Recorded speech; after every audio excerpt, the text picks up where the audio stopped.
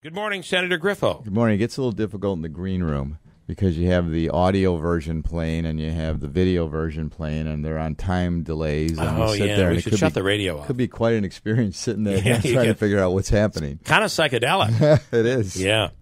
Wait till you guys legalize pot. It'll be real green in there. If you had the strobe lights going, then it would be quite interesting. You know? I do have to say, Joe, and you've had several through the years, eye surgeries and that sort of thing. I've had 2 close calls in the last. The eyes are amazing when it comes to regenerating. Like my wife last night was like, "Don't worry," because I injured my eye yesterday. Oh wow! Don't worry, it regenerates overnight. Well, I woke up this morning; it was still killing me. Yeah. So I swear to God, in the last 3 hours, I started off this morning. You could feel like there was something in my eye. In the last 3 hours, it's gone. Yeah, my advice. Like, my eye regenerated right before my very head eyes during the show. You don't want to mess around with that, though. No, if you feel don't. Anything, you got to get to someone quick. I'm going to tell you, I picked up a rock in my backyard, and there was an old branch, and the thing whipped back, and it was all dried out, so it's very, very, it's not green, so it's not. It's really hard and dried. Went right in, and it hit my eyelid, so it didn't get into my eye. Yesterday, I had this thing happen where a piece of metal shot right into my eye. I'm wincing just listening to all this. I know. Yeah, I am too. And Bill does a similar trick with Grey Goose.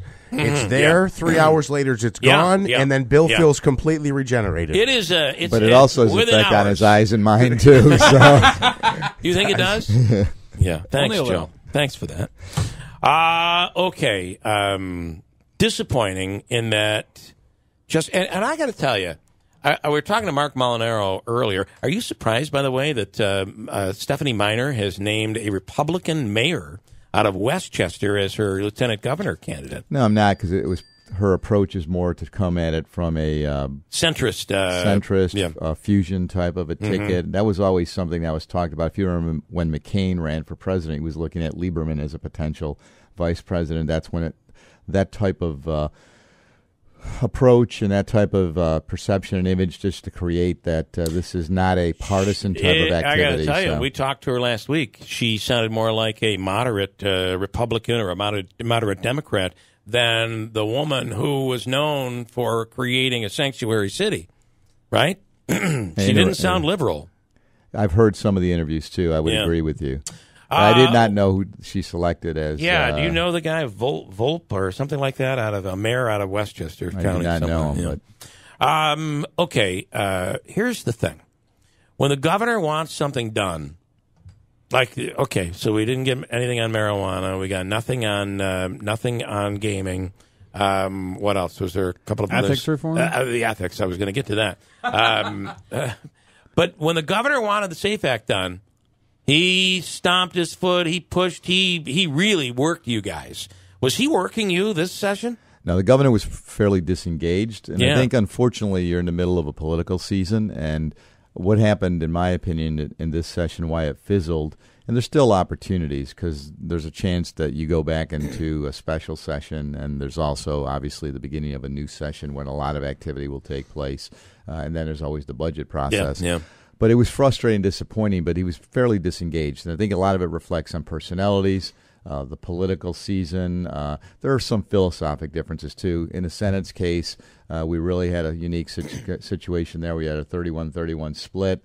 And some of it is even more, as I indicated, than partisanship. It becomes more personal in the sense that it's parliamentary and people are trying to get bills passed. Yeah. So they try to slow it down, thinking now it's 31-31, so you can't just push that anymore because you can really bring everything to a stalemate. And they use that as a strategy. And I understand that, actually, saying, look, if we don't get more bills, if our members don't get bills considered, then we're just going to slow the whole place down.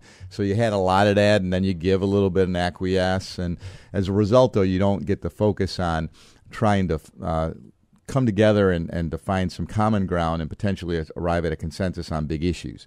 So a lot of things were left on the table. There have been a number of ethics reforms, though, and as I said, I think we need to look at things differently. We had a press event earlier talking about constitutional changes like imposing term limits, bringing initiative referendum and recall to the state of New York like they have in California and places like that. I would modify it somewhat because you don't want one particular region determining the outcome. And like in this case, it would always be the metropolitan area of New York. So a lot that could have and should have didn't. But then there were things that were done, too. I mean, we dealt with sexual harassment. We dealt with the opioid and heroin abuse crisis. There was a bill passed which would allow for medicinal marijuana to be used in lieu of some of the opiate prescriptions that are given right now. So there were things that were done. It's just that there were a lot of things that could have and should have received attention. Technically, I got to tell you, the lack of doing anything on gaming, sports betting. Can I just say though, the fact that nothing got done, whether it still could, it actually, I think it benefits Oneida County. And here's what I think. The Turning Stone is going to move on this, which means more people are going to be coming up there and placing bets, which means more activity on the slot machines. Well, look, Sportsbook's going to happen just by law because in September, based on the Economic Development Act of 2013, it was said in the legislation that if and when Sportsbook is allowed based upon any type of federal actions, including the ruling of the Supreme Court, then the state would be allowed, the Gaming Commission, to enter into this.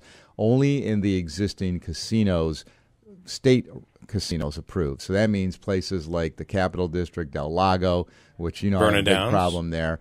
Just the casinos, not the racinos now. So there's only 4 of those. Tioga Downs, which is Gorell, down in Tioga, and now the Catskills. So those would get it automatically. So that will happen in September? That will happen in September. Oh, I didn't know that. However, once that happens, then based upon the prior construct and the compacts that exist with the Native Americans, they will be eligible, in my opinion, to mirror that because that's how the gaming started in the state of New York because we had Monte Carlo nights, remember, where you could go and play blackjack or craps, and that's how when the compact, before the compact, that's how Native American under sovereignty and under the Bureau of Indian Affairs, that's how many of them were able to engage initially to mirror what was available within the state. So in September, barring no other action by the legislature, the Gaming Commission will promulgate rules and regulations, and those casinos, and I believe also the Native American casinos, will all have sports books. Okay, all right. I thought it was incumbent for us to move, though, because you want to get this right. Sure. So you didn't want to do it in 3 days, but you want to do something because I don't have a lot of faith in the Gaming Commission. And that's evidenced by the fact that they've put these casinos along I-90. You have saturation now. You're not generating revenue. So if I could just stop for a second. What you're saying, though, is that you believe that there will be sports betting in all of the state and Indian Native American casinos starting in September. At some point in September. I don't remember the specific date, maybe by the end of September. And that's why I still believe there's an opportunity for the legislature to return to ensure that instead of having the Gaming Commission establish this, that they can set the rules. I'll give you... Is yours on gaming? Is your question on gaming? Okay. So an illustration of where we were debating is what do? Do you allow it on mobile devices or don't you? The OTBs and the racinos are struggling, and they would like to have some part of this. The other question was, do you tax this? Because they're trying to say that if you go to Sportsbook, that can avoid the underground activity. But if you begin to tax this thing, you're just pushing. You're just going to push them back. It's ridiculous. And at one point, the sponsor in the Senate, I think I mentioned this to you, had a prohibition on betting on your own team in the state that you reside. I thought that was ludicrous. If you're going to do this, well, that's what I said. Who do they know who your team is? There's a lot of people I know run around. They wear a Jets jersey one week, then a Giants, then a Packers. I think they got confused with the P. Rose story, and they kind of must think we all play for our teams that we like. I'd love sometimes that. You talk about it like we sucked this weekend. Yeah. So you can see that while you're not adverse, I was not adverse to the concept. It was just how do we put this construct together to do it right. Instead of.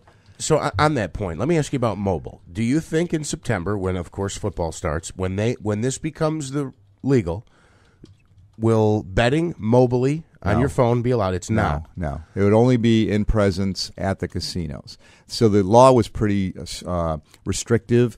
and because at the time you didn't know whether or not sportsbook would be allowed based on federal actions. So it was just a basic framework that was put together. So in essence, you'll be able to go to that facility. Okay. I actually think that's a better thing. When people argue compulsion and addictive behavior, I actually think taking it now in 10 years, let's be honest, it's going to be on your phone, or 5 years. Yeah, but it's already. I say it's going to be on your phone. New York State's not going to be able to stop the fact that you're going to be able to bet on apps that are coming out of. I mean, the web doesn't have a boundary. Well, but supposedly, like in the state of New Jersey, they're allowing mobile wagering, but you have to be, I believe, a resident or a guest of the state. Yeah. There's supposedly a way that they can bar maybe IP addresses out of the state from placing a wager. Yeah, but you take a Twin Spires or the overseas that you can already bet overseas anyway. That's true. See, I think you just need to move. Look, it's complicated, and you need to move, but I think you need to move deliberatively, too. You know, you have to look at it. I would go in stages, just like the casinos. Initially, what I had always said is we should have put 1 or 2 casinos, saw how it was going economically before you started to do all these other casinos, like in Western New York and the Capital District, because many of them are struggling now, and they're coming to the state looking for help. Yeah. And that's just contrary to what the governor proposed when he sold this Economic Development Act, which I think is an economic disaster, is what I said to them, because you're relying on gaming, which is not generating what they anticipated or forecast. Well, in part because they diluted the market. They just we have so many casinos that how do you expect any of them to do well? Well, even the locations, like Del Lago, never should have been placed where it was. The thing was, I just wanted to finish the point there on that. Phones, we all know this, how addictive they are, whether it's social media or other apps. I just think having the app right on your phone that allows you to, say you're listening to the IBX Monday Night Football game, and it's like, well, you make this game a little more interesting if I threw $20 on it. Having to drive to a place to wager $20 versus just hitting a button are two totally different things. So okay. So then the question is, you're still going to be able to call your guy. Yeah. That's true. Or Gail. That's true. Or Gail, I guess. We've seen a few. Actually, if you remember Angie, that used to be on my show, her mom was a bookie. Madeline, God rest her soul. She was a bookie back in the day. So hey, it is. Let's be fair here. But is the governor going to order state police to do a crackdown on your neighborhood bookie now? So now they're going to tax it. You're going to be able to make some money off it. The state will. Now he's going to look and say, we got to stop the neighborhood guys. Yeah, I mean, obviously anything's possible, particularly with this guy. But I think you need to look at this taxing thing too. And some of that was a result of the trying to ensure the integrity of the games, talking to the professional sports leagues and determining what's good, what's not good. I just think that. Look at Uber. Uber was a perfect illustration.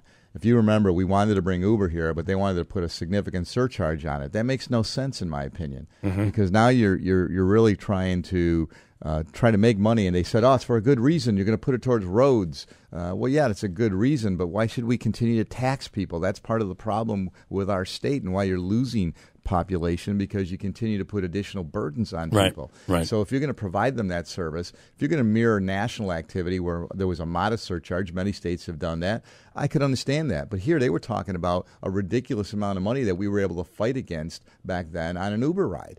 And that's what you're going to see even on this now. They're talking about, so you're going to put this excessive fee on or surcharge on your bet, so that's still going to drive people to go underground So it makes no sense. Mario has a question. He said he remembers back on the 2nd or 3rd of May 2015.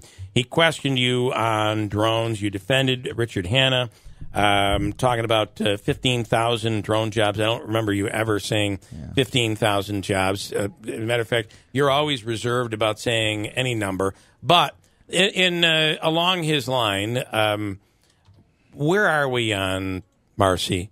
Where are we on drones? Where are we on all of the stuff that we've been banking on? The thing that I've always talked about is how you position the community to take advantage of economic opportunity that reflects the future. And the drone research is something that is, obviously, you see the market right now and what's taking place. this is an FAA site. So regardless of what anybody's saying, there's only 5 of these in the United States that are doing this type of research. One is here. They're continuing to focus and try to grow that. I don't ever remember anybody talking about a number of jobs, and you are totally correct. I've always even been with one. I'll tell you something, with Nano, you came in here and said, you got to be careful. You're saying 3,000 jobs. I don't like that. I always felt 2 things. Number one, you don't put a number on jobs because you never know if they're going to be able to reach that. And then secondly, I never really discussed economic development ventures. I don't like when a lot of people go out and really try to hold these press events and say this is going to happen until you know you had something inked and it's in and you've got something ready to go. The governor's stopped doing that, absolutely, hasn't he? Absolutely. Yeah. So on the drones, I think they continue to evolve, and there's movement. There's activity over there at Griffiths. There's activity in Syracuse. There's this interconnectivity between the 2 communities, both regions. So there's still potential and opportunity there. I'm not sure how it will ramp up over time, but if you look at what they're talking about at Amazon and things of that nature, there's going to be new regulations relative to drones, both commercial, individual. Yeah. So there's a lot of opportunity there. On the nano stuff, you do have activity at Quad C, but again, I know that Mohawk Valley Edge continues to have discussions and negotiations with various, trying to recruit various industries that have the interest. Look, what we did is, again, identified an industry which was ripe for growth, and to try to put the financial resources into that to make our area competitive.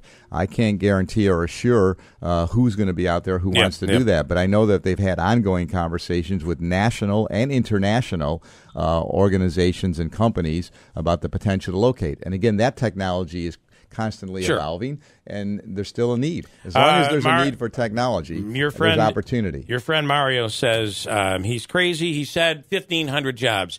I'm going to tell you something, Mario. Our audio is posted you find the place where Joe Griffo said there's going to be 1,500 jobs out there, and I'll give you $100 because there is you better get ready to pay, because I guarantee you Mario did not say that without having listened to it first. I am telling you right now, there's no way Joe Griffo would have said that. I just know you too well.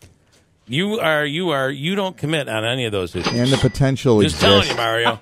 Bring it on. Bring it on. Okay. Anything else? Okay, we do have to go. I'm out of time. Thank you, Joe. Great to see you. Got a break.